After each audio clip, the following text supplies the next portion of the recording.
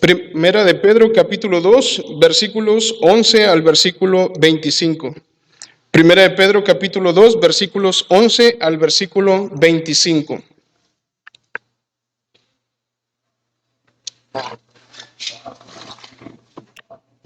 ¿Lo tenemos, hermanos? Me gustaría que lo leyéramos de una forma alternada y nos unimos en el versículo 25. La palabra de Dios dice así: Amados, yo os ruego como extranjeros y peregrinos que os abstengáis de los deseos carnales que batallan contra el alma.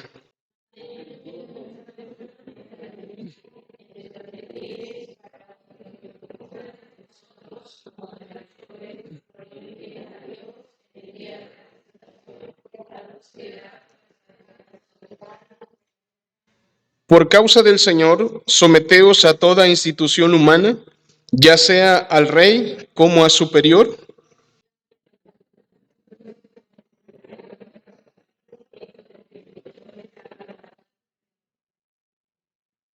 porque esta es la voluntad de Dios, que haciendo bien hagáis callar la ignorancia de los hombres insensatos.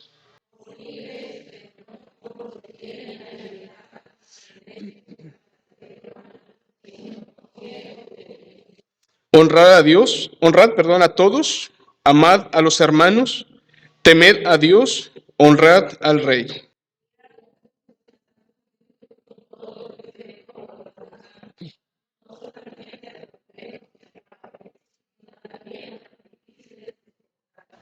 Porque esto merece aprobación si alguno a causa de la conciencia delante de Dios sufre molestias padeciendo injustamente.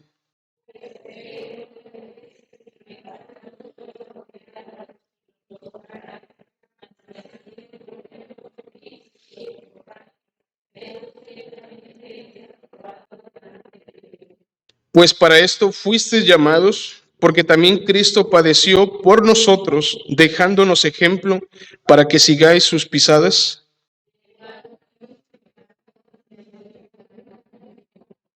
Quien, cuando le maldecían, no respondía con maldición, cuando padecía, no amenazaba, sino encomendaba la causa al que juzga justamente.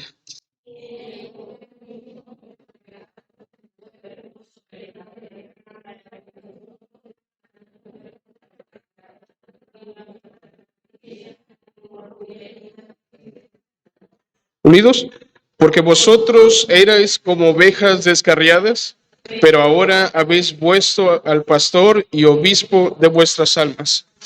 Padre Santo, gracias te damos, Señor, por este día que nos das. Te damos las gracias, Padre, por permitirnos reunirnos en esta mañana para poder, Señor, glorificar tu nombre, cantarte alabanza, Señor, porque tú eres digno de nuestra adoración. Pero, Señor, también te damos las gracias que es por ti, Señor, precisamente por la que estamos aquí. Porque ha sido tu gracia, Señor, quien nos ha salvado. Ha sido tu misericordia, Señor, que no nos ha dado, Dios, lo que nosotros merecíamos. Pero Padre Santo, porque nos has dado de tu gracia, nos has dado de tu misericordia y porque tu fidelidad es nueva cada mañana, Señor. Es por eso que estamos reunidos, Señor, en esta mañana. No solamente, Dios, para cumplir un día más, no solamente, oh Dios, por rutina o simple motivo, Dios, de venir a la iglesia simplemente por cumplir, sino porque verdaderamente, Señor, te amamos, porque verdaderamente, Señor, deseamos, Padre mío, glorificarte en este día, Padre, en el cual nos congregamos, Señor, para santificar tu nombre. Te pido, Dios, ahora en esta mañana, que tú nos hables ahora a través de tu palabra, que podamos ser bendecidos, que podamos, Señor, salir edificados, Señor, a través de ella, no por mis palabras o mi sabiduría, sino por tu poder, Señor, que se encuentra en ella. Te damos las gracias, Señor, por esto, te lo pedimos y te lo agradecemos en el nombre de Cristo Jesús. Amén. Bien, hermanos, hace tiempo empezamos a estudiar Primera de Pedro y recordemos un poquito que Primera de Pedro habla acerca de las aflicciones que estaba viviendo la iglesia en los tiempos de la iglesia primitiva. Tenemos nosotros, hermanos, gracias a Dios, la libertad de poder congregarnos. de simplemente, como hace unas semanas decía, salimos con nuestra Biblia, podemos nosotros salir en familia sin temor a que alguien pueda atacarnos, sin temor a que alguien pueda quitarnos la vida por causa de nuestra fe o nuestra creencia. Y gracias a Dios, hermanos, por la libertad que Dios nos ha dado en este país. Gracias a Dios porque podemos cantar. La verdad yo siento bonito, hermanos. Ustedes están viendo hacia acá, pero cada vez que dirigimos o cada vez que tocamos o predicamos, la gente observa. La gente puede voltear a vernos. Y hermanos, ellos no conocen nuestra vida, ellos no conocen, hermanos, pero sabe, también pasamos aflicciones, también pasamos necesidades, también pasamos problemas en nuestra vida, pero ellos están viendo que los días en que nos congregamos, alabamos a nuestro Dios. Y podemos encontrar, hermano, como dice la Biblia, estar los hermanos juntos en armonía, pero es bonito saber también que ese es el lugar donde Dios envía bendición. Y no solamente, hermanos, hablando en lo económico, no solamente hablando en la salud, sino principalmente, hermanos, en nuestra vida espiritual. Y hermanos, el tiempo de la palabra de Dios es un lugar, es un momento donde nosotros podemos ser edificados, donde nosotros podemos ser consolados por causa de las aflicciones o las adversidades que como cristianos vivimos. Pero la palabra de Dios, hermanos, también no solamente nos habla de las bendiciones que podemos recibir, sino también nos exhorta a cumplir nuestras responsabilidades como cristianos. Algo que nuestro pastor comenta en cada predicación que él termina: toda predicación se trata de Jesucristo. Toda la Biblia nos habla de Jesús, hermanos, de la vida de Jesús. ¿Quién es Jesús? Tanto en el Antiguo como en el Nuevo Testamento. Pero al final él termina diciendo, pero nosotros tenemos una responsabilidad. Y es cierto, hermanos, Primera de Pedro es precisamente eso. Toda la carta de Pedro habla de Cristo. Pero ¿sabe lo que hace Pedro, hermanos? Pudiera consolar al pueblo diciéndole, tú estás viviendo aflicciones, tú estás viviendo ciertas circunstancias que pudiéramos decir que tienes razón en actuar de esta manera. Tienes razón de sentirte triste, tienes razón de sentirte molesto también. Tienes razón de poder llevar esa vida que a veces tienes por causa de las aflicciones que vives, pero tienes una responsabilidad. Y recordemos, hermano, que ellos estaban pasando persecuciones. Ellos estaban pasando, hermanos, a momentos donde ellos podían ser llevados y su vida ser quitada de ellos. Pero aún así, Pedro les insiste que a donde quiera que vayan, ellos deben de glorificar el nombre de Dios. Y por lo tanto, hermanos, el tema de hoy es la vida del pueblo de Dios en las adversidades. La vida del pueblo de Dios en las adversidades. ¿Cómo debemos de actuar, hermanos, cuando hay adversidades? ¿Cómo debemos de comportarnos? A veces vivimos, hermanos, sinceramente, de una manera tan pasiva, esperando simplemente que Dios escuche nuestras necesidades, que Dios provea todas aquellas cosas que nosotros necesitamos, que Dios nos bendiga. Y esperamos que por cumplirle a Dios, viniendo a la iglesia, haciendo ciertas cosas, Él simplemente nos va a bendecir. Pero hermanos, tenemos responsabilidades también para actuar en nuestra vida.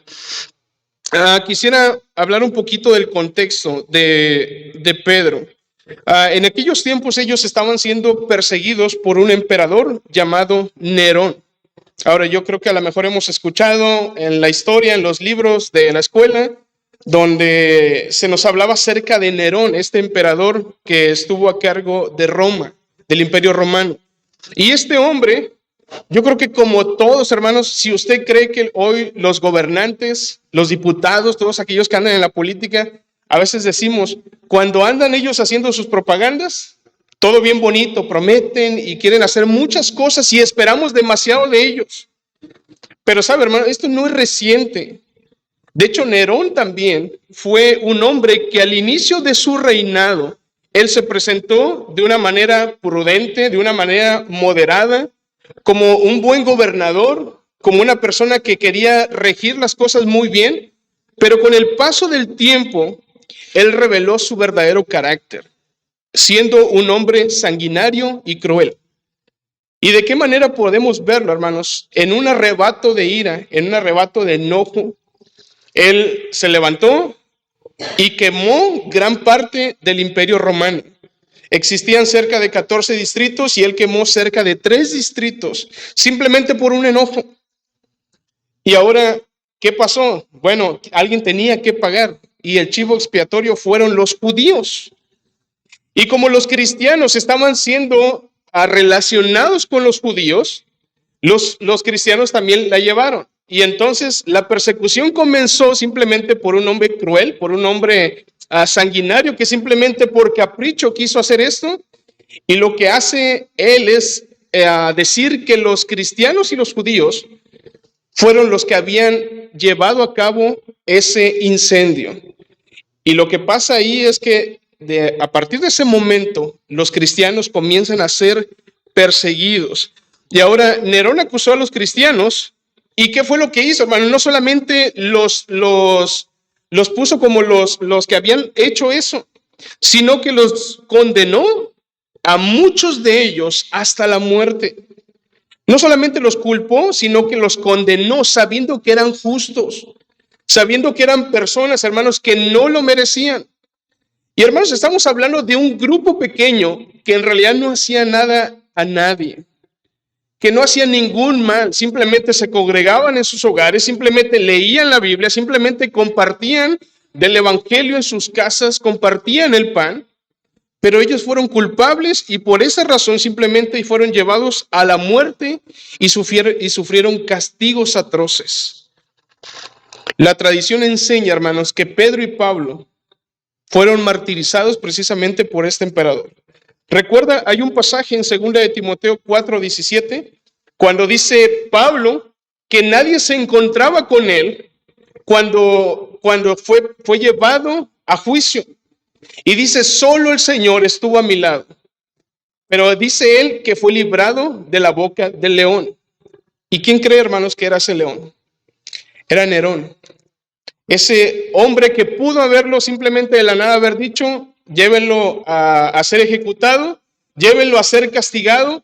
Pero sabe, hermanos, Dios tenía planes aún para Pablo. Y de la misma forma, ese mismo Dios tiene planes para su iglesia.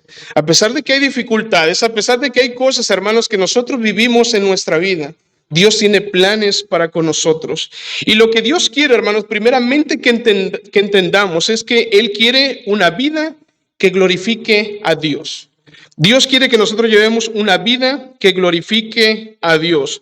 El ser cristiano, ¿qué significa, hermanos, para ti el ser cristiano? ¿Algún hermano que pudiera decirme?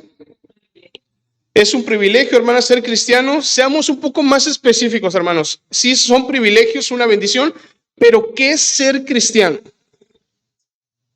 Un seguidor de Cristo. ¿Alguien más? ¿Alguien más? ¿Qué es ser cristiano? Un seguidor de Cristo, un pequeño Cristo. Bueno, pudiéramos considerarnos cristianos simplemente por ser un seguidor, un simpatizante o una persona que es un pequeño Cristo. Pero esto va más allá, hermanos. No solamente es una persona que es un seguidor de Cristo, un siervo de Dios, pero un cristiano significa aquel que pelea contra los deseos carnales, y esos deseos y esas batallas seguirán mientras aún vivamos en esta carne. Un cristiano no solamente es un seguidor, sino es alguien que también lucha las batallas carnales. Y hermanos, como cristianos no solamente es una bendición para nosotros ser cristianos, para mí es una bendición, hermanos, el hecho de saber que tengo la seguridad de que cuando vaya al cielo, cuando muera iré al cielo, que el Señor tiene grabado en el libro de la vida el nombre de Ángel. Eso para mí es una bendición. Pero también tengo una responsabilidad en esta tierra. Y muchas veces, dijo Spurgeon, queremos ganarnos el cielo, pero aún sin sufrir aquí en la tierra. No que tengamos que sufrir, hermanos, para ganarnos el cielo, sino que muchas de las veces queremos solamente obtener la bendición que Dios ya tenía para nosotros, pero no querer sufrir aquí en la tierra por causa de Jesucristo. Y hermanos, ese es nuestro deber, tener que pelear contra los deseos carnales que batallan contra el alma. Versículo 11. Versículo 11 dice Pedro, amados, yo ruego como extranjeros y peregrinos que os abstengáis de qué, hermanos? Y los deseos carnales, ¿dónde se encuentran? En la carne, en nosotros. Se está dando cuenta, hermanos, que no dice guardaos del mundo o guardaos de los enemigos o guardaos de las cosas que están fuera del cuerpo, sino que habla primeramente, hermanos, de las luchas internas que tenemos. Habla primeramente de aquellos pecados que salen de nosotros. Jesucristo dijo que el hombre no se contamina por aquello que entra, sino por lo que sale. Y hermano, todo comienza en nuestra mente, todo comienza en nuestro corazón. Si nosotros vamos de un poquito atrás al versículo 13 de 1 de Pedro capítulo 1, versículo 13 dice, por tanto, ceñid los lomos ¿de qué? De vuestro entendimiento. Sed sobrios y esperad por completo la gracia que se os traerá cuando Jesucristo sea manifestado. Luego dice, como hijos obedientes, no conforméis a los deseos que antes tenías estando en vuestra ignorancia. Y luego dice, sino que aquel que os llamó es santo, sed también vosotros santos en toda vuestra manera de vivir. Ya habla acerca de los actos, de las cosas externas, de aquella actitud externa. Pero primeramente comienza hablando de los pensamientos. Sed sobrios y dice aquí, ceñid los lomos de vuestro entendimiento. Porque todo, hermano, comienza en nuestra mente. Todo comienza en qué pensamiento o en qué cosas estamos pensando. Y Jesucristo dijo, hermanos, donde podemos escuchar la voz de Dios, pero si nuestro corazón está lejos de Él, de nada sirve. Así que lo que dice Pedro es que si verdaderamente somos cristianos, nuestra mente, nuestro corazón estará en hacer la voluntad de Dios. Y cuando lo pensamos, no se queda solamente ahí. Hermano, tú todos los domingos, ya sea el domingo en la mañana, domingo en la tarde, escuchas palabra de Dios y sabes, nos llamamos una iglesia bíblica bautista, una iglesia bíblica, una iglesia que su fundamento está en las escrituras, pero no queda en el conocimiento, hermanos, queda en ponerlo en práctica, queda en ponerlo, hermanos, nosotros a través de nuestros actos, a través de lo que hacemos, a través de nuestra vida, demostremos lo que conocemos. Y por eso es una vida que glorifique a Dios. Y todo comienza, hermanos, teniendo una vida buena. ¿Qué es para ti una vida buena? ¿Una vida sin necesidades? A veces decimos, vivimos la buena vida. Cuando no hay necesidad, cuando estamos sanos, cuando todo va bien, cuando vemos a alguien que está bien relajado, sin preocupaciones, decimos, ese chavo, ese hermano vive la vida buena. Porque no le pasa nada, no está acongojado por las situaciones que él vive. Pero hermanos, esa no es la buena vida que el Señor desea que llevemos. No que Dios sea malo.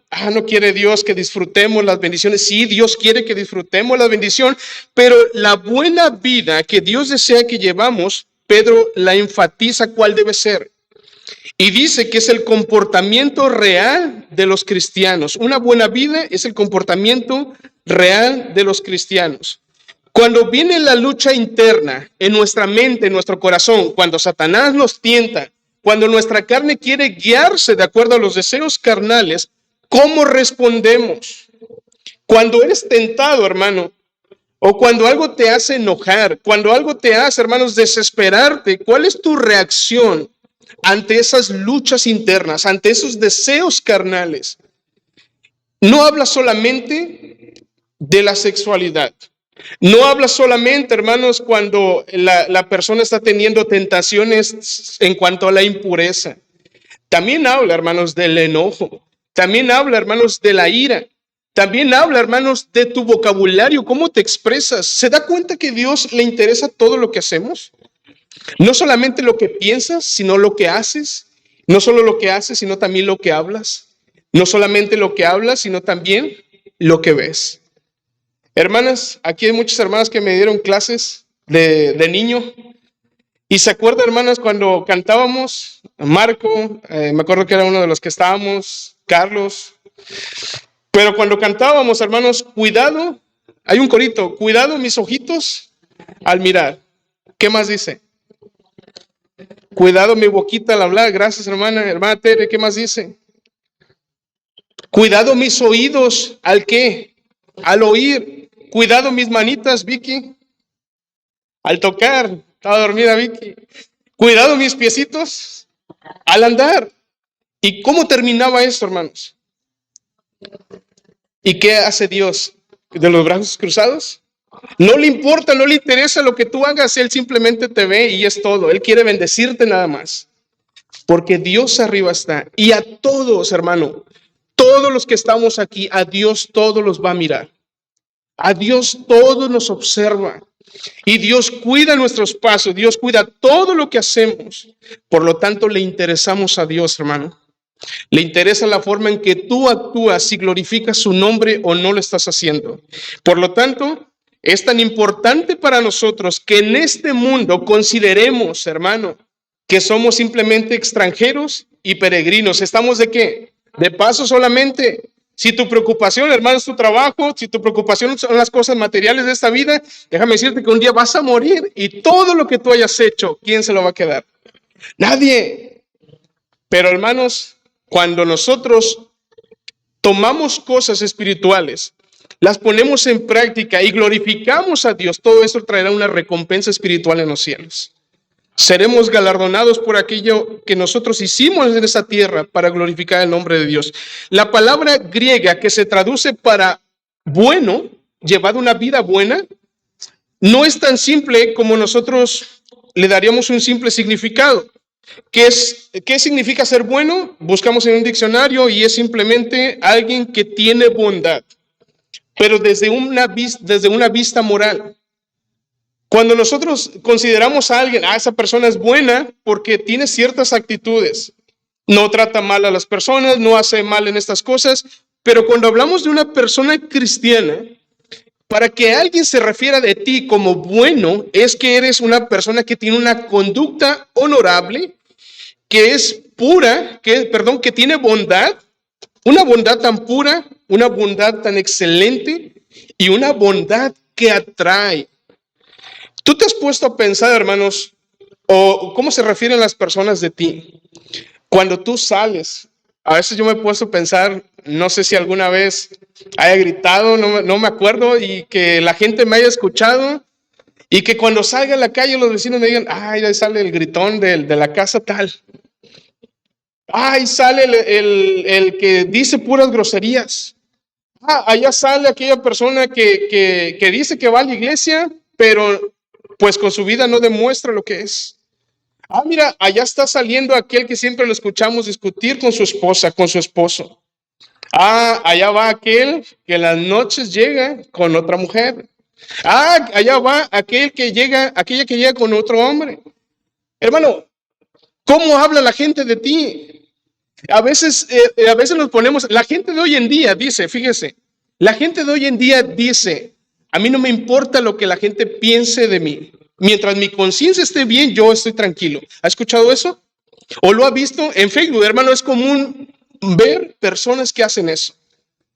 Pero un cristiano no puede decirlo. No porque nos rijamos, hermano, por lo que la gente dice. No porque somos lo que la gente dice, sino porque tenemos el testimonio de Dios en juego y nosotros llevamos ese nombre en nuestro corazón. Por lo tanto, cuando hablan de ti, hermano, están hablando de Dios. Cuando hablan de tus actitudes, de tu comportamiento, recuerda, tú eres un seguidor de Jesucristo y hemos sido sellados con su sangre, hemos sido sellados con su espíritu. Por lo tanto, somos propiedad de Dios. Y al hablar sobre nuestro testimonio, están hablando, hermanos, sobre el nombre de Cristo. Y depende de ti y de mí si el nombre de Dios es blasfemado o es glorificado. Hermano, qué triste es ver cómo en estos días muchas iglesias, en lugar de buscar la santificación, comienzan poco a poco, hermanos, ser más liberales. Comienzas poco a poco, hermanos, ser como la Biblia dice que debemos de ser libres, y más adelante lo vamos a ver, pero toman esa libertad para caer en el libertinaje. Ahora debemos de recordar también, hermanos, que todo cristiano debe de llevar una vida semejante a la de Cristo. Puede buscar, hermanos, vamos a hacer esto, de mi lado izquierdo, Gálatas 3:27, y de este lado, Efesios 4:22 al 24. De mi lado izquierdo, Gálatas 3:27, y de mi lado derecho, Efesios 4:22 al 24. Si tienen Gálatas, hermanos, 3:27, ¿qué dice, por favor?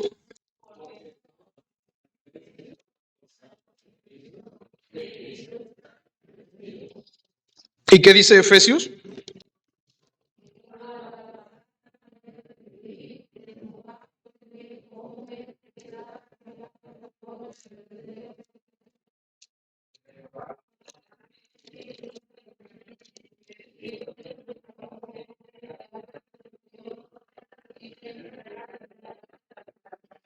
Gálatas 3:27 dice, pues todos sois hijos de Dios, perdón, porque todos los que habéis sido bautizados en Cristo, ¿de Cristo que estamos?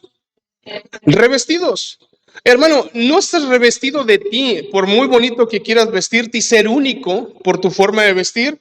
Déjame decirte que tú estás revestido de Jesucristo. Y por lo tanto, hermanos, eso de ser bondadoso, eso de ser bueno, ya no queda solamente en lo moral, sino porque ahora somos hijos de Dios. No porque buscamos agradar a las personas, sino porque deseamos agradar a Dios y glorificarle a Él. Y ahora Efesios dice 4:22. En cuanto a la pasada manera de vivir, la palabra que sigue dice, despojaos del viejo hombre. Ahora versículo 24. ¿Y vestíos del qué? Del nuevo hombre creado según ¿quién? Dios. Y fíjese lo que dice, en la justicia y santidad de la verdad. No solamente en justicia, sino también en santidad, pero dice al final también en verdad. Que esto no solamente sea de palabra, hermanos, o de conocimiento, sino que sea demostrado a través de nuestros actos. Después de que nosotros disciplinamos nuestra mente, porque hermano, también se trata de disciplinar nuestra mente. No solamente tomar disciplinas en lo exterior, sino también disciplinar nuestra mente. Debemos, todo pensamiento que no glorifica a Dios, llevarlo cautivo a Cristo. Todas aquellas tentaciones, hermanos, provienen de afuera, pero las luchas están adentro. Por lo tanto, debemos nosotros de desechar, debemos nosotros de llevar a Cristo todas aquellas debilidades que tenemos y disciplinar nuestra carne. Hermano, a veces cuando nos queremos poner a dieta, qué difícil es, ¿verdad? Qué difícil es saber que tenemos que bajar de peso y tenemos que estar a dieta. Algo que no nos gusta. Y hermanos, así nuestra carne no quiere dejar el pecado, pero nuestro espíritu sabe que es malo para nosotros.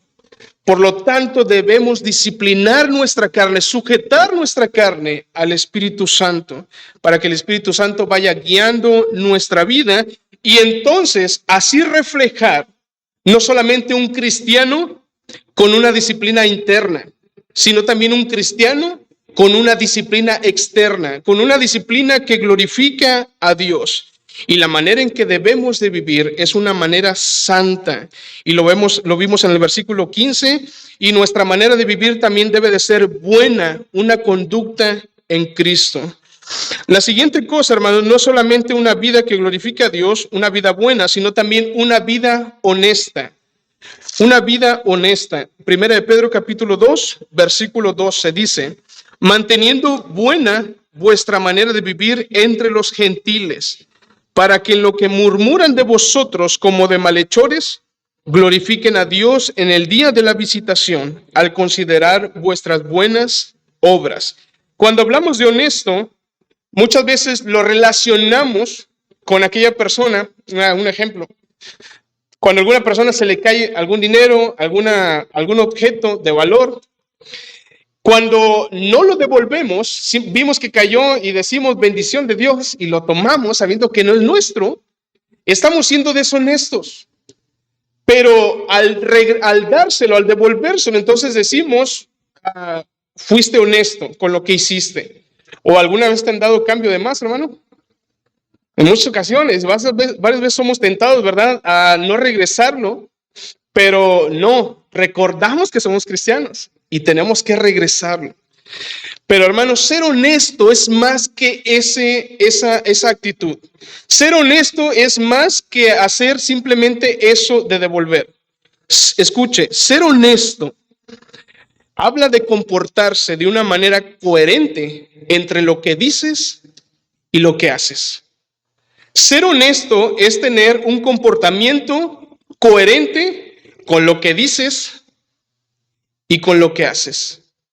Te pregunto, hermanos, ¿eres coherente? ¿Eres honesto con lo que tú piensas, hablas y con lo que haces? ¿Eres honesto? ¿Eres honesto, hermano, al decir, eres el simple hecho de que tú digas eres cristiano? ¿Eres coherente entre lo que tú dices con lo que tú haces? ¿Dices que eres un cristiano? ¿Actúas como un cristiano? ¿Dices que eres un hijo de Dios? ¿Actúas como un hijo de Dios? Muchas de las veces, hermano, no somos coherentes. Muchas de las veces, hermanos, no somos coherentes y no somos honestos con lo que verdaderamente somos. Ahora, los cristianos de la iglesia primitiva, ellos experimentaron muchas persecuciones, ellos fueron marginados socialmente, ellos sufrieron difamaciones, ellos sufrieron denuncias falsas ante los tribunales y fueron condenados. Y en múltiples ocasiones las autoridades romanas mismas lo hicieron, sabiendo que ellos estaban mal. Y escucha, hermano, John MacArthur dice en un comentario en su Biblia de estudio, los primeros cristianos fueron acusados de rebelión contra el gobierno por cargos falsos y descabellados, tales como ellos fueron acusados de terrorismo. Recuerda que ¿quién incendió Roma? Hablamos de Nerón. Y ellos fueron acusados de incendiar Roma. Bueno, fueron acusados de terrorismo. Ellos fueron acusados, los cristianos, hermanos, de ateísmo. Y qué loco, ¿no? Pensar, son personas cristianas que creen en Dios, pero fueron llamadas ateas. ¿Por qué razón? Porque simplemente ellos no se dejaban llevar por las corrientes idólatras de ese tiempo. Porque ellos tenían a Jesucristo, ellos tenían a Dios el Padre, pero ellos no se dejaban llevar por los ídolos que el imperio romano les estaba ofreciendo. Por lo tanto, ellos decían que los cristianos eran ateos. Ellos decían, fíjense algo más, que los cristianos practicaban el canibalismo. ¿Y sabe por qué? Nosotros recordamos la cena del Señor. Y se acuerda que el Señor dijo, partió el pan, lo dio a sus discípulos y les dijo, comed mi cuerpo, esta es mi carne que es entregada. Y hermanos, era un simbolismo de lo que iba a representar el sacrificio de Cristo para nosotros. Y por eso dice el Señor que lo deberíamos de recordar. La iglesia lo recordaba. Pero cuando una persona, ¿se acuerda aquellos testigos falsos cuando dijeron, oímos decir que Jesucristo dijo esto? Oímos decir que Jesús dijo esto otro. De la misma forma con los cristianos, oímos decir, ellos ni sabían lo que representaba la cena del Señor, pero aún así eran catalogados como personas que practicaban el canibalismo. Ellos también sufrían cargos o eran acusados de inmoralidad. ¿Por qué de inmoralidad? Sabe, hermano, antes había esas reuniones entre cristianos y se les llamaba fiestas de ágape. Fiestas de ágape, donde se congregaban los hermanos, demostraban su amor hacia ellos para compartir sus necesidades, para compartir sus bienes, que la Biblia nos habla que también partían el pan, compartían las escrituras, compartían el evangelio. Pero sabe, esos tiempos que ellos tenían para congregarse y mostrar ese amor en Cristo, la gente lo malinterpretaba y decían que eran orgías descontroladas. Decían que los cristianos también perjudicaban el comercio y el progreso de la sociedad. Y otra cosa más, decían que los cristianos movilizaban a los esclavos a una insurrección, una sublevación, una rebelión masiva. Pero todo esto era mentira. ¿Pero qué pasaba con los cristianos, hermanos? ¿Qué cuando te levantan falsos? ¿Qué, hermano, cuando te levantan ese tipo de cargos o acusaciones que tú sabes que son falsas? ¿Qué cuando hablan de ti, hermano? ¿Qué hacemos? ¿Cómo reaccionamos? Decían aún los mismos romanos que los cristianos eran antisociales porque no participaban en los entretenimientos inmorales de la sociedad. ¿Cómo te llaman a ti, hermano? ¿Alguna vez te han llamado antisocial? ¿Alguna vez, hermano, te han llamado, eres un aburrido porque no participas en nuestras cosas? ¿Eres un aburrido porque no eres como nosotros? ¿Para ti es aburrido, hermano, la vida cristiana? No debería de serlo. Debe ser una bendición para nosotros, como decía la hermana, porque nosotros glorificamos el nombre de Dios, evitando todas estas cosas. De aquí la gran preocupación de Pedro de escribir esta carta. ¿Para qué? Para reafirmar a los cristianos cuál era su identidad. A pesar de todo lo que tú estás viviendo, recuerda que tú tienes una identidad en Cristo, aún en medio de las dificultades. En el siglo III, a tiempo después de Nerón, casi 200 años después, vino un filósofo griego que se llamaba Celso. Y este filósofo griego fue muy conocido en aquellos tiempos por hablar o escribir textos en contra del cristianismo. Y él llegó a decir muchas cosas sobre Jesús, a burlarse de Jesucristo. Y él llegó a decir que Jesucristo había sido hijo de una judía que vivía sin casarse con un soldado romano de nombre Pantero. ¿Recuerda que Jesucristo se fue con María y José a Egipto? Bueno, él llegó a decir que en Egipto Jesucristo aprendió cierta magia y con esto él podía realizar sus milagros. Cuando él regresó de Egipto, por eso mismo, por causa de esa magia, por causa de las señales, él pudo ganar ciertas personas para que lo siguieran, ciertos discípulos. Pero otra de las cosas que Celso argumentó en contra de Jesús fue en específico por la muerte de Cristo. Él decía que la muerte en la cruz, para él, para Celso, fue absolutamente humillante para Cristo, que era el Hijo de Dios, tener que morir en la cruz. Él decía que una persona que era considerada hija de Dios no tuvo por qué haber muerto en la cruz, porque era humillante para él. Y eso indignaba su divinidad. Y él compara ciertos relatos de Grecia y los personajes de la cultura griega con Jesucristo. Él comenzó a hablar acerca de Perseo, de Anfión, que eran personas que también eran semidioses. Él comparaba a Jesucristo como un semidios y él decía que ellos habían tenido cierta similitud porque ellos eran personajes que hicieron, que fueron héroes, personajes que hicieron acciones que verdaderamente fueron admirables. Y usted puede recordar a muchos de ellos, hermanos, a lo mejor por historias, por leyendas o por libros. Conocemos todo lo que esos personajes supuestamente su vida hicieron. Pero él dijo de Jesús, pero tú, hablando de Jesucristo, tú, ¿qué hiciste o qué dijiste hasta tal punto para que seas maravilloso? ¿Qué dijiste o qué hiciste tú para que te consideremos una persona maravillosa? ¿Y sabe qué estaba tomando él, hermanos, en cuenta para basarse en este argumento? Mateo 16, 1 al 4. Me gustaría que pusieras Mateo 16, 1 al 4. Él dijo, en el templo, la insistencia de los judíos no pudo arrancarte una sola señal que pudiera manifestar que eras verdaderamente el Hijo de Dios. Mateo 16:1 dice, vinieron los fariseos y los saduceos para tentarle y le pidieron que les mostrase señal del cielo. Siguiente versículo. Mas él respondiendo les dijo, cuando anochece decís, buen tiempo, porque el cielo tiene arreboles. Versículo 3. Y por la mañana, hoy habrá tempestad porque tiene arreboles el cielo nublado. Hipócritas que sabéis distinguir el aspecto del cielo, mas la señal de los tiempos no podéis. Versículo 4 y ahí dejamos. La generación mala y adúltera demanda señal. ¿Pero qué hizo Jesús? Pero señal no le será dada, sino la señal del profeta Jonás, y dejándolo se fue. Y él tomaba esta acción para argumentar en contra de Cristo, que Cristo no hizo nada.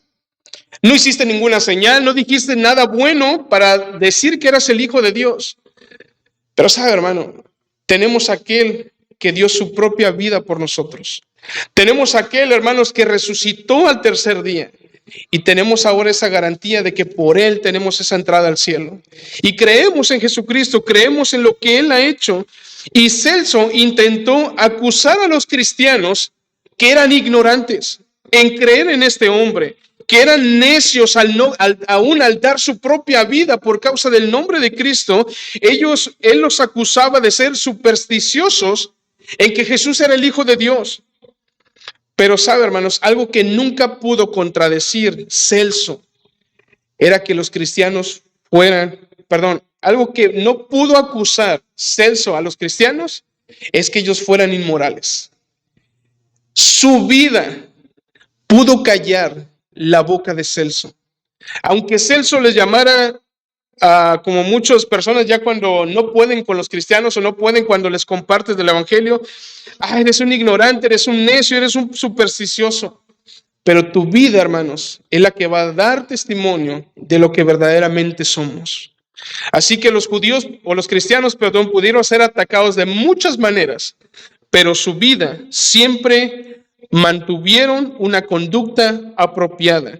Primera de Timoteo, capítulo 2, versículo 1. Primera de Timoteo, capítulo 2, versículo 1.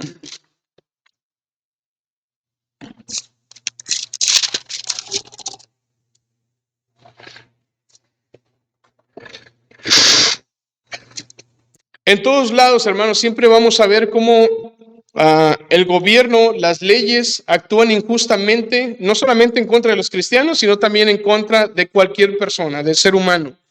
Y escuchamos muchas veces, a veces de los pastores, predicadores. Hace poco fuimos a una reunión de predicadores y una de las cosas por las que oráramos era precisamente por los gobernadores, por las personas que tienen esos cargos ante el gobierno en el país, en la ciudad.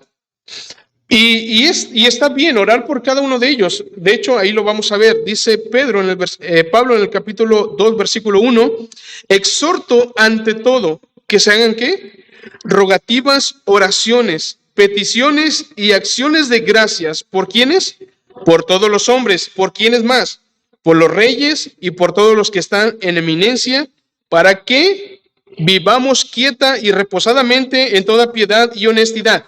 Dice que pidamos por ellos, que oremos por ellos. Y hermano, es cierto, la fe, la oración del justo va a poder mucho, pero no vamos a cambiar las vidas de esas personas. Quizá ellos, Dios los ha entregado para que sigan muchas de las veces haciendo cosas malas, pero no es, hermanos, que nosotros vayamos a cambiar sus vidas, sino que a través de nuestra oración, sino a través de nuestros hechos. Porque mire, aquí lo dice, es cierto, oremos, pero ¿para qué razón? Dice en el versículo 2, para que vivamos quieta, ¿y qué más? Y reposadamente, pero ¿en qué? En toda piedad y honestidad. ¿Se da cuenta, hermanos, que no es para que cambiemos a las personas? Debemos orar para que nuestro presidente se convierta, para que tengamos una nación cristiana. No es, hermanos, sino a través de tu testimonio. Es a través de lo que tú haces. Es a través de lo que nosotros hacemos, como la vida de Cristo es manifestada y como las gentes van a poder entonces glorificar el nombre de Dios. Es a través de tu vida, hermano. Oramos para que Dios mantenga a esos presidentes y hagan la voluntad de Dios. Aunque a veces para nosotros sea difícil, aunque a veces para nosotros sea injusto, pero Dios los mantiene allí con un propósito que muchas de las veces no entendemos, pero la intención de pedir es que Dios los mantenga sujetos a su voluntad para que nosotros sigamos mostrando y glorificando el nombre de Dios a través de nuestras vidas. Ese es nuestro propósito al orar. Ese es nuestro propósito, hermanos, al hacer estas oraciones. Para que tú puedas, para que yo pueda vivir una vida en piedad y en honestidad. ¿Recuerda qué era honestidad? ¿Recuerda qué era ser honesto? Que sea coherente lo que dices con lo que hablas. Por lo tanto, yo le pido a Dios que esas personas se conviertan. ¿Cómo va a ser, hermanos? Si no a través de la predicación, a través de lo que yo haga con mi vida. Por lo tanto, debemos de ser coherentes. Y ve lo importante, va la oración, pero de la mano también va tu testimonio. Ahora, ¿Quieres ser, hermano? ¿Has escuchado sobre ser una apologeta o la apología? En pocas palabras, la apología en términos sencillos es aquel, o el apologeta, es aquel que defiende y promueve la fe, en este caso el cristianismo. El apologeta es aquel que promueve la fe, pero también la defiende. Y todos nosotros, hermanos, debiéramos ser apologetas. Se oye muy bonito, muy elocuente, pero todos lo somos y debemos de serlo. No solamente el que predica, el que enseña o el que tiene algún ministerio en la iglesia. Todos debemos de ser apologetas, promover la fe, promover el evangelio, pero también defenderlo. Y hermano, no se trata solamente de defenderlo a través de palabras o conocimiento, sino que tu buen testimonio va a convencer sino que tu buen comportamiento va a demostrar la falsedad de aquellas calumnias que son dirigidas hacia nosotros como cristianos. Hermano, el cristianismo tristemente está muy manchado. Por muchas personas, por muchas iglesias, el nombre de Cristo está siendo pisoteado. Pero la pregunta es, tú, hermano, ¿qué estás haciendo? La pregunta es, ¿tú estás marcando esa diferencia? ¿Estás siendo un verdadero apologeta, un verdadero defensor, pero a la misma vez que con tu vida defiendes, pero a la misma vez promueves el evangelio? Un buen hermano dijo que tu teología guíe y dirija tu vida. Primera de Timoteo, capítulo 2, versículo 3, adelante, siguiente versículo, dice, porque esto es bueno, ¿y qué? Y agradable delante de nuestro Salvador. ¿Pero qué es lo bueno y lo agradable? El cual quiere que todos los hombres, ¿qué, hermano? Sean salvos y vengan al conocimiento de la verdad. ¿Pero a través de qué o cómo? Porque hay un solo Dios y un solo mediador entre Dios y los hombres, Jesucristo hombre. Jesucristo ha hecho todo, hermano, para que nosotros podamos ir al cielo. Él ha hecho la obra imposible que ha sido para los hombres, que es lograr llegar al cielo. Tú no puedes llegar al cielo por tus buenas obras. Los gobernantes no pueden llegar al cielo por cumplir todas las leyes. Por lo tanto, Jesucristo lo hizo. Él es el mediador. Pero dice Pablo, versículo 6, el cual se dio a sí mismo en rescate por ¿quiénes? Por todos, por ti, por mí, por esos gobernantes, por esas personas que no conocen de Cristo, de lo cual se dio testimonio en su debido tiempo. Versículo 7, lea conmigo.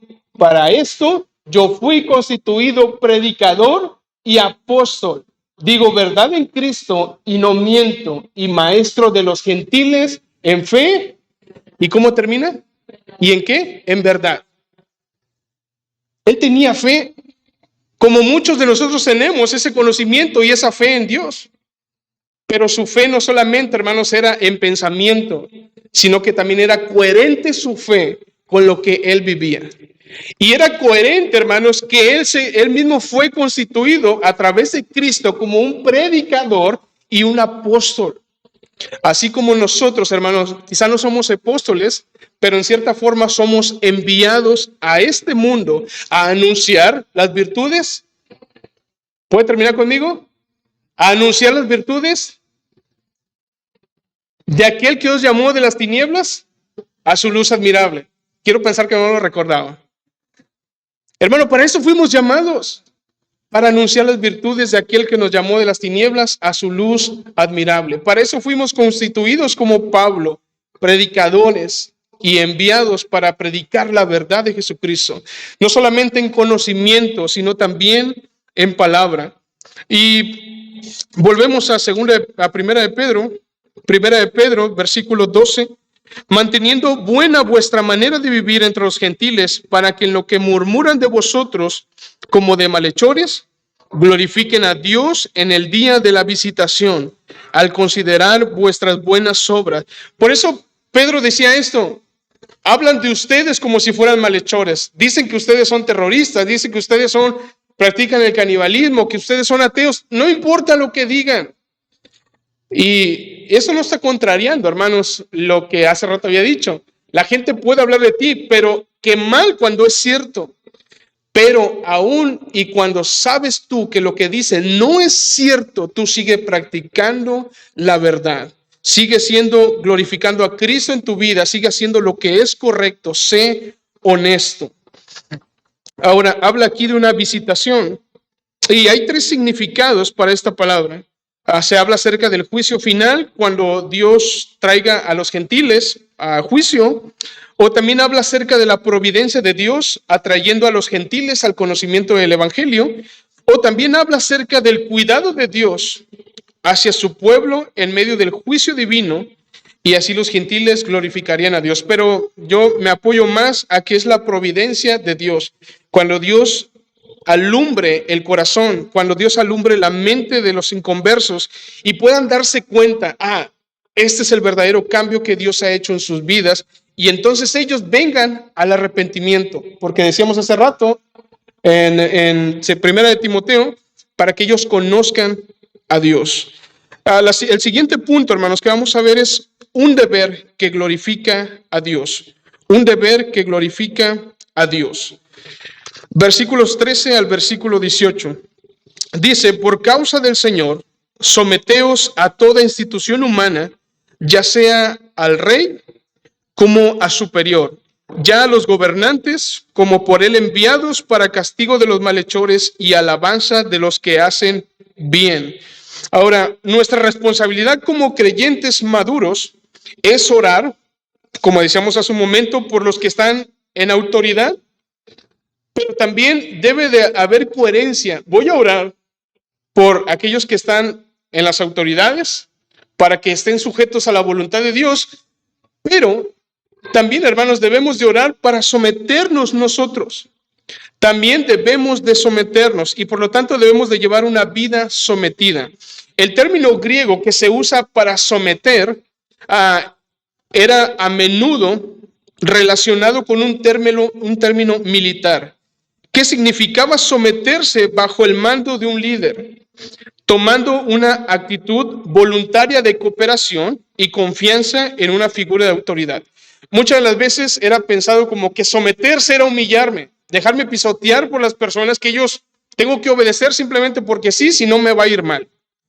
Pero no, la manera en que habla aquí es de que tenían que someterse y estar bajo el mando de una persona, pero tomando una actitud voluntaria, no obligados, sabiendo que esa persona iba a guiarlos hacia hacer lo correcto. Y quizá nuestros gobernantes, hermanos, no pueden, ellos en su pecaminosidad, en su humanidad, quizá no hacen todo perfecto, pero la voluntad de Dios está detrás de ellos. Y por lo tanto es la voluntad de Dios a la que nos sometemos y somos guiados a hacer lo correcto delante de Dios. Ahora, someternos es la voluntad de Dios. Versículo 15 dice, porque esta es la voluntad de Dios, que haciendo bien hagáis callar la ignorancia de los hombres insensatos. Busquen, hermanos, por favor, Efesios capítulo 6. Efesios capítulo 6, versículos 6 y 7.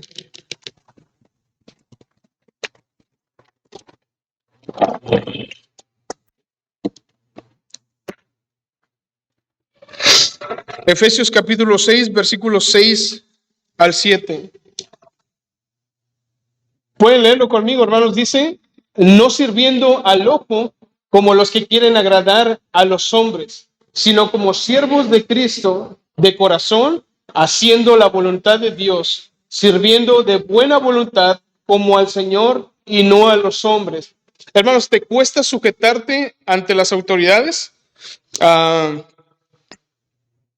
Los que manejamos, hermanos. Bueno, a mí no me ha parado ningún tránsito. No sé si alguna vez te ha parado a ti. Pero los tránsitos tienen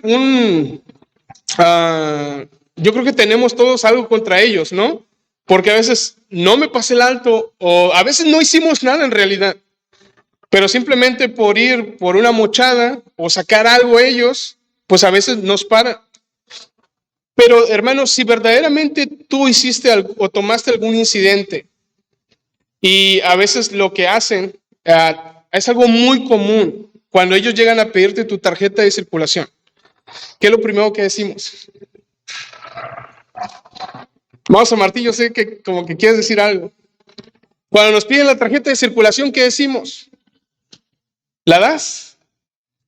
¿En qué artículo dice que tengo que darte la tarjeta de circulación? O el artículo tal dice, y a veces te pregunta, pero dígame cuál, y no sabes.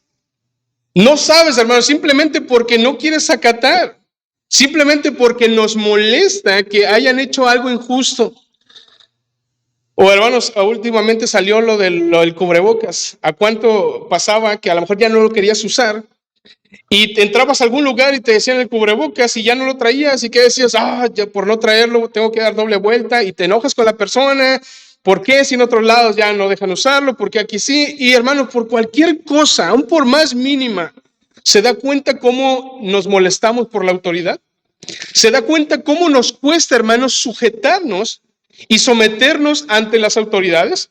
Y no solamente, no nos vayamos lejos, no solamente, hermanos, ante los inconversos, ante nuestros jefes, patrones, sino aún también en la misma iglesia. ¿Cómo nos duele cuando alguien nos pide algo? ¿Cómo nos cala, hermano, cuando alguien nos dice algo y nos cuesta someternos? Pero sabe, hermanos, dentro de la voluntad de Dios está que nos sujetemos ante las autoridades, no solamente externas de la iglesia, sino también internas de la iglesia, porque esto es parte de nuestro servicio a Dios. Y lo acabamos de ver, no sirviendo al ojo. Yo no sirvo a las autoridades. Yo no sirvo principalmente a las autoridades aquí en la iglesia. Primeramente, mi servicio es ¿ante quién? Sino como siervos de Cristo, de corazón haciendo la voluntad de ¿quién? De Dios. La voluntad de Dios es que yo le sirva primeramente a Él. Y por lo tanto, por amor a Dios, es que yo me sujeto a mis autoridades. Es que yo me someto a ellos. Y hermanos, si a ti te cuesta demasiado esto, déjame decirte que es parte de tu servicio. No necesitas, hermanos, tener un ministerio en la iglesia, pero si tienes personas a las cuales debes de someterte, es una manera en que tú inicias sirviendo a Dios. Hijos, nos cuesta a veces trabajo someternos a nuestros padres o a sus decisiones. Bueno, es parte del servicio a Dios también sujetarnos y someternos a ellos. El cristiano debe ser un ciudadano obediente, pero también sumiso. Ahora, la sumisión al gobierno, nuestra sumisión al gobierno, hermanos, también está limitada. No podemos hacer simplemente todo lo que se nos pide, porque hay cosas que pueden contradecir el mandato de Dios. Esto lo vemos en Hechos 4:19 rápidamente. Hechos 4:19, en una ocasión cuando Pedro predicaba sobre el evangelio, en el 4:19 fueron llevados ante el concilio y les prohibieron predicar. Y dice, mas Pedro y Juan respondieron diciéndoles, juzgad si es justo delante de Dios obedecer ¿a quién? A vosotros antes que a Dios. ¿Cuál era el mandato de Cristo? Ir y predicar el evangelio a toda criatura. Pero el mandato de estos hombres era, no prediquen, guarden silencio, no lo hagan. Pero Pedro dice, ved si es justo obedecer a vosotros aún antes que a los hombres. Por lo tanto, hermanos, cuando haya leyes que están contradiciendo el mandato de Dios, solamente allí es cuando podríamos oponernos. Ahora, la sumisión de los cristianos no es solamente practicarla, como decía hace un momento, contra las autoridades civiles, sino también contra cualquier reglamento a los que los cristianos se enfrenten. ¿Tienes reglamentos en tu trabajo? ¿Hay reglamentos en tu iglesia? ¿Hay reglamentos en tu hogar? También, hermanos, está ahí de sujetarnos. Ahora, hermanos, también otro punto. ¿Cómo debemos de actuar ante las injusticias? ¿Cómo debemos de actuar nosotros ante las injusticias? Los cristianos no solamente debemos tener una actitud de rebelión, porque es complicado, hermanos, ¿verdad? Cuando tenemos ciertas cosas injustas en nuestro trabajo y a veces hay compañeros que se juntan, hacen su bolita y comienzan a decir, vamos a hacer esto, no vamos a venir a trabajar mañana, vamos a hacer esto de esta manera para que nuestro jefe actúe y deje de hacer lo que está haciendo. Pero no, hermanos, ¿cuál es tu actitud ante esas injusticias? No solamente de tu hogar, sino también de tu trabajo y de tu nación. Hay tres tipos de reacciones que nosotros naturalmente tenemos. Podemos reaccionar de una forma agresiva y echarle la culpa a las autoridades. Ellos tienen la culpa. Si yo reacciono así es porque ellos tienen la culpa. Y lo que hacemos es engañarnos a nosotros, porque no estamos siendo coherentes con lo que decimos que somos cristianos y no estamos actuando de la forma de vida. Debemos también de tener cuidado porque esto puede traer un resentimiento y un sentimiento en nuestro corazón. También podemos reaccionar de una forma pasiva y comenzar quizás a sentir lástima por nosotros al decir, estamos sufriendo esta injusticia, pero me voy a quedar callado, no puedo hacer nada. No puedo decir esto, decir el otro, y comenzamos a sentir cierta autocompasión por nosotros mismos. Pero podemos quedarnos atascados con esto y no crecer también en nuestra vida cristiana. También podemos reaccionar de una manera pasiva, pero pasar los sentimientos a segundo plano. Como diciendo, traigo un sentimiento de enojo por la situación que estoy pasando, pero voy a dejarlo ahí en el olvido. Que poco a poco se vaya yendo. No voy a hacer nada ante la situación. Pero sabe, hermanos, debemos lidiar también con los problemas. Debemos lidiar con esos sentimientos de enojo, de lidiar con esos pensamientos de molestia. Y una persona que tiene estos sentimientos todos los días no puede estar listo para hacer la obra de Dios. Ahora, ¿a qué debemos de recurrir? Debemos de recurrir a una confrontación. También debemos de sufrir si es necesario sufrir para ser de bendición a otros, para ser de testimonio a otros. Pero también los cristianos nunca deben de ignorar la injusticia. Quizá en algún trabajo, hermanos, estás viviendo cierta injusticia. ¿Y qué sería lo correcto, hermanos? Quizás si ya hablaste, quizás si has tenido que soportar ciertas situaciones, quizás lo correcto, hermanos, sería retirarte. Pero siempre hacerlo de una manera donde tú puedas honrar el nombre de Cristo. Y pasamos al último punto, hermanos. El 3, el gran ejemplo que glorifica a Dios. El gran ejemplo que glorifica a Dios. Volvemos a Pedro, versículo 17 en adelante. Honrad a todos, amad a los hermanos, temed a Dios, honrad al Rey. Criados, estar sujetos con todo respeto a vuestros amos, no solamente a los buenos y afables, sino también a los difíciles de soportar, porque esto merece aprobación si alguno a causa de la conciencia delante de Dios sufre molestias, padeciendo injustamente. Versículo 20, pues qué gloria es si pecando soy abofeteados y lo soportáis. Mas si haciendo lo bueno sufrís y lo soportáis, eso ciertamente es aprobado delante de Dios. Y mira, hermano, lo que dice el versículo 1, hablando del sufrimiento. Pues para esto, ¿qué dice? Fuisteis llamados, porque también Cristo padeció por nosotros, dejándonos ejemplo para que sigáis sus pisadas. El cristiano ha sido llamado por el Evangelio. Y es llamado, como decíamos hace un momento, de las tinieblas a su luz admirable. Pero hay algo que nos motiva a sufrir por causa de Cristo. Y lo que nos motiva a los cristianos y a soportar las adversidades es que Cristo mismo sufrió injustamente. Y sabe, hermano, no por algo que Él hubiese hecho. Él sufrió injustamente por ti y por mí. Él fue a la cruz por ti y por mí. No fue por tratar mal a las personas, no fue porque verdaderamente él lo merecía. Y hermanos, podemos ver el testimonio de estos dos hombres que estaban en la cruz a su lado. Uno de ellos lo injurió, se burló de Cristo, pero el otro dijo, tú y yo estamos aquí porque estamos pagando por lo que hicimos. Pero este hombre verdaderamente es justo. Y sabe, hermanos, al estar ahí debemos de darnos cuenta que si sufrimos hemos tenido un mayor ejemplo y la motivación es que Cristo sufrió por nosotros y por lo tanto, hermanos, ¿tú estás dispuesto a sufrir por Él? A veces tenemos necesidades, fíjese, hermano, a veces no tenemos que ir a una cruz. No tenemos, hermanos, que cuidar nuestras vidas porque alguien nos vaya a hacer daño por causa de nuestra fe. A veces nuestras adversidades o nuestras aflicciones son por las necesidades que tenemos. A veces son, hermanos, por las enfermedades. A veces son, hermanos, por cosas que nos acongojan, nos lastiman, que nos duelen, o por situaciones en el hogar o en el trabajo.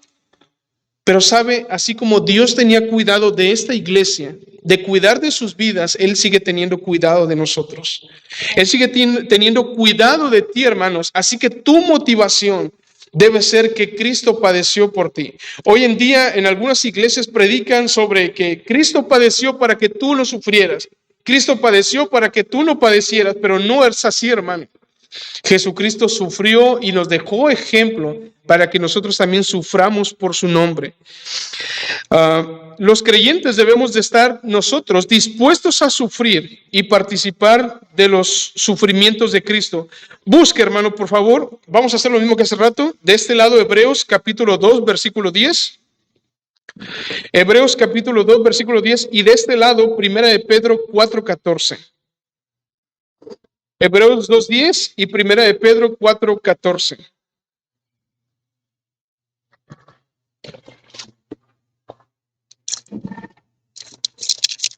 ¿Qué dice, hermanos, Hebreos 2:10? Por favor. ¿Lo tienen, hermanos? Dice.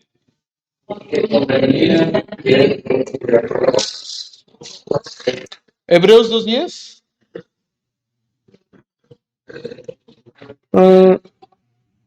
Ahí está. Dice, hermanos, ahora sí.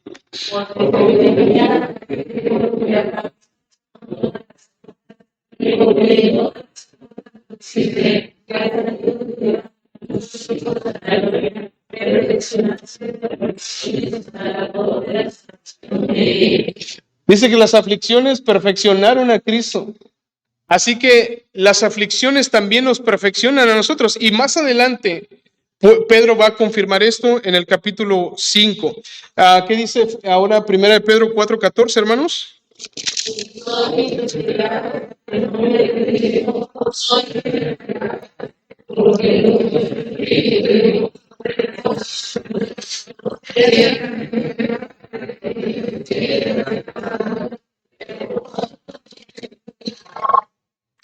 Cuando nosotros sufrimos, podemos alcanzar la madurez espiritual, según Hebreos 2:10.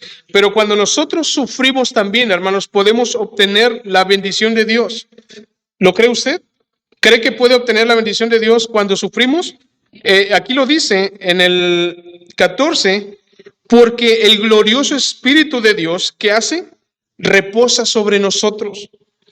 Hermanos, cuando nosotros tenemos a Dios, tenemos todo. Cuando nosotros tenemos a Cristo y su Espíritu, entonces tenemos esas bendiciones que Dios nos ha dado.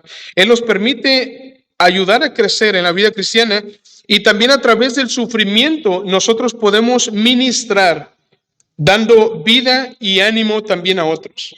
A veces no lo entendemos. Hace poquito platicaba con mi esposa y recordamos sobre las aflicciones que a veces hemos vivido y en el momento no entendemos, hermanos, por qué pasan esas situaciones, pero tiempo después entendemos que la Biblia dice que a los que aman a Dios, todas las cosas les ayudan a bien. Y esto es a los que conforme a su propósito, ¿qué dice? Han sido llamados. A través del sufrimiento, hermanos, hemos sido llamados a sufrir también. Pero a través de ese sufrimiento también somos llamados a ser de bendición a otros. Podemos entonces entender lo que otros pasan. Podemos comprender entonces lo que otros están aconteciendo en sus vidas. Y entonces podemos ayudarles. El pastor hace poco dijo que los mejores consejeros son aquellos que han sido aconsejados. ¿Lo recuerda? ¿Sabe que Dios también nos aconseja en medio de la aflicción? Al medio de las aflicciones y las adversidades también recibimos sabiduría. Y por lo tanto, a través de este consejo de Dios, nosotros también podemos aconsejar a otros. Cristo es el patrón que todo cristiano debe seguir. Cristo es aquel que tuvo paciencia perfecta en medio del sufrimiento. Por lo tanto, debemos de ser pacientes aún en medio del sufrimiento. Algo que dice aquí mismo en Pedro. Ya para finalizar, dice versículo 21, para esto fuisteis llamados, porque también Cristo padeció por nosotros, dejándonos ejemplo para que sigáis sus pisadas. ¿Y qué actitud tuvo Cristo ante las injusticias? Mire lo que dice, el cual no hizo pecado, ni se halló engaño en su boca, que cuando le maldecían, no respondía con maldición. Cuando padecía, no amenazaba, sino encomendaba la causa. ¿A quién, hermanos? ¿A quién encomendaba su causa? Al que juzga justamente. Y fíjese, él fue llevado a la cruz y mire por qué razón. Quien llevó él mismo nuestros pecados en su cuerpo sobre el madero para que nosotros, estando muertos a los pecados, vivamos ¿para qué? Vivamos a la justicia y por cuya herida fuisteis sanados. Todos estos malos sentimientos que había en ti hacia tus enemigos, esos malos deseos pecaminosos que había en tu corazón, hermano, a veces decimos, por las llagas de Cristo fuimos sanados, pero no habla de la sanación de nuestro cuerpo, sino al ser sanados de nuestra alma. Al ser sanados, hermanos, de nuestro espíritu, Dios nos libró de todos esos pecados para que ahora glorifiquemos a Dios a través de nuestra mente, corazón, pero también de nuestra vida externa. Cristo, al sufrir injustamente, Él se ponía en manos de aquel que juzga con justicia. Y con eso termino, hermanos. La señal de tu conversión, dice al final, versículo 25, porque vosotros erais como ovejas descarriadas, pero ahora habéis vuelto al pastor y obispo de vuestras almas. Habéis vuelto significa volver hacia, y se refiere a la fe y el arrepentimiento que una persona manifiesta en su salvación. Tú estabas alejado de Dios, Romanos 3:23, estábamos separados de la gloria de Dios, pero has vuelto hacia Dios ahora, has vuelto hacia Cristo y ahora a ti te corresponde que ese pecador que andaba como oveja perdida, que andaba lejos del Padre, pecando en gran manera y descarriado, ahora Pedro le recuerda que esas ovejas que estaban descarriadas y pecando, el pastor, el verdadero pastor, las ha traído a él. Y esto es lo que ha hecho Cristo por nosotros, hermanos, socorrernos del peligro de la condenación y nos ha traído a sus brazos. Pero él también nos recuerda, Pedro, que Cristo es el protector. Pero también Cristo, hermanos, esto es lo bueno para nosotros, que Cristo nos protege, que Cristo nos guarda en medio de los padecimientos. Pero recordamos el corito, cuidado mis ojitos, mis manitas, porque Dios arriba está. Bueno, aquí está. Y termina diciendo, porque Él es el obispo de vuestras almas. ¿Sabe qué es un obispo? Un obispo no es un sacerdote, no es un predicador.